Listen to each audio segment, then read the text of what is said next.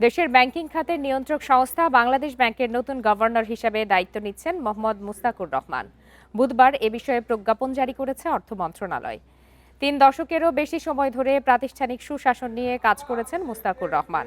পেশাগত জীবনে তিনি বিজিএমইএ, ডিসিসিআই এর মতো প্রভাবশালী ব্যবসায়ী সংগঠনের গুরুত্বপূর্ণ পদে দায়িত্ব পালন করেন। বিশেষ করে আর্থিক খাতের সংস্কার, ব্যাংকিং নীতিমালা এবং বৈদেশিক মুদ্রার ব্যবস্থাপনায় তার রয়েছে দীর্ঘ অভিজ্ঞতা। বিকাশ পেমেন্টে 10,000 টাকার বেশি অফার। শপিং চলছে তো। এর আগে গণঅভ্যুত্থানের মাধ্যমে ২০২৪ সালের ৫ আগস্ট শেখ হাসিনা সরকারের পতন হয়।